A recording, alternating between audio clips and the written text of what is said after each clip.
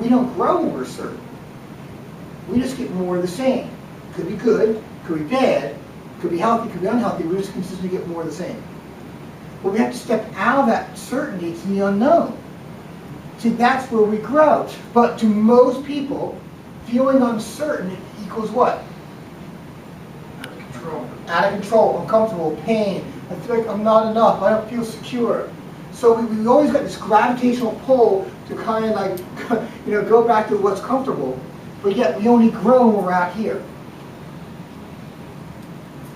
So when times are tough, I mean, look at it. The two emotional vehicles that would drive us more into scarcity is relationship and money.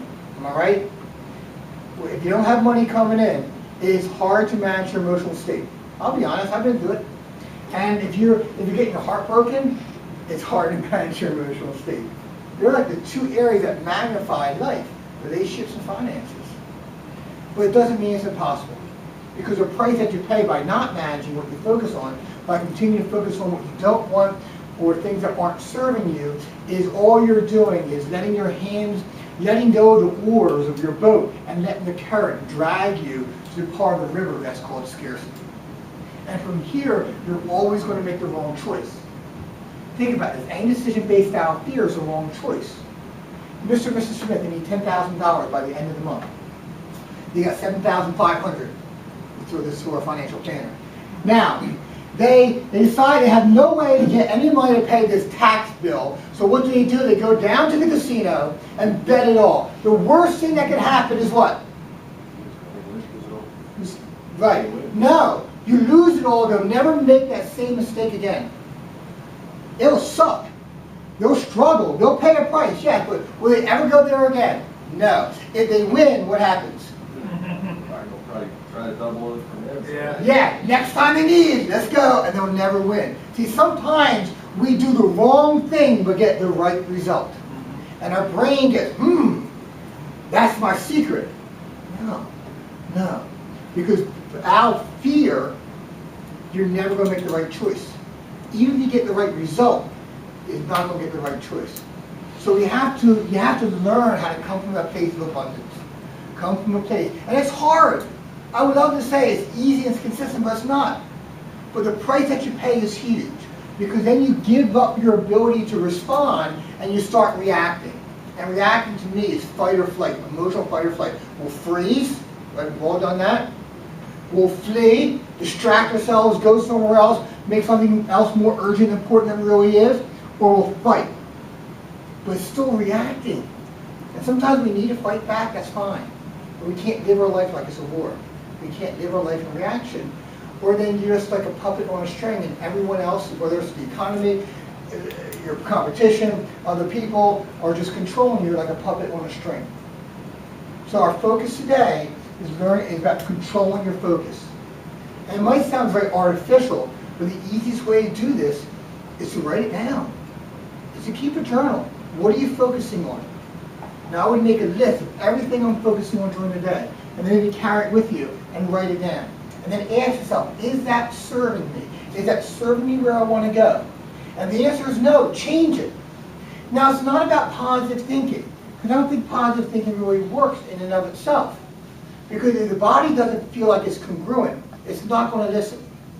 When I was a drug addict, if I said, I am not a piece of crap, I am worthy of love, my brain goes, garbage, you're a piece of crap, you're not worthy of anything, go get high.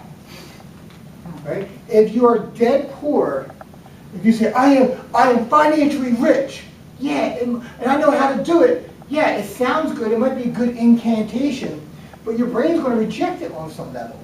So I think sometimes it's better in the beginning stages just to reframe it. My most favorite word in the world sometimes is yet. I was working with a client today, actually, and he said, I just can't do it. I just don't know how to do this. I'm like, no, if you keep saying that, will he ever do it? Yes or no, guys? No. And I don't want you to walk around saying, I can do anything, I can do anything. Then you're just being grandiose. Okay? You can make the problem worse, or you can make the problem more grandiose than it really is. But what worked for him is saying, you know what? I don't know how to do it yet. See, now you're changing your focus on what you don't want, and you're slowly shifting it over here. Not the most strongest language pattern, absolutely. But you know what? It's moving in the right direction. It's shifting it over. So what my suggestion for everybody here is keep a log of everything you're focusing on. That internal dialogue.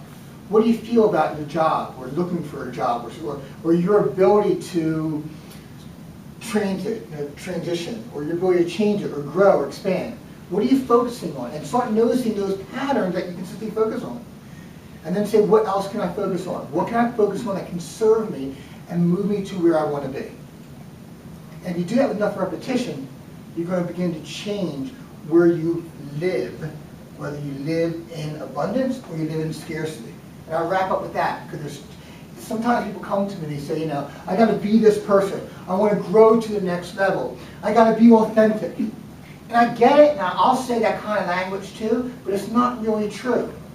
It's going to sound a little trance-inducing, but what we need to do is stop not being who we really are. I'm watching your eye patterns here. See level sinking in. Do you get that? Double negative for emphasis here. We have to stop not being who we really are. What does that mean? It presupposes, assumes that who we are is this authentic person. That's how we came into this world, authentic, abundant. It's not like we have to be over here and say, I got to be this person, I got to be this person. We are this person. Whether you're living or not, you're that person in your core.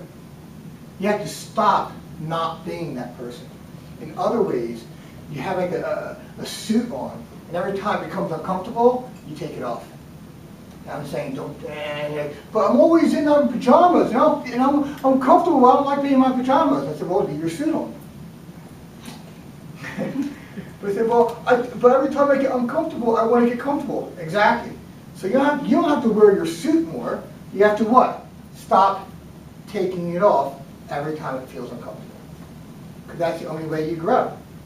How many people have children in this room? Yeah, and everybody felt totally comfortable the first time the baby came into this world, right? Easy, piece of cake. No problem. Yeah, let's do another one right later. Right? Now, made you feel crazy, insecure, what am I going to do? But guess what? Good or bad, right or wrong, to mistakes to faith, you found a way through. See, when we get used to what's comfortable, our circle expands. And then we step out again, and our circle expands more. So that's my focus for you. Okay? Control your focus, do your list. Circle what's not serving you, and at least begin changing it, and start noticing your own patterns. Okay? Any questions?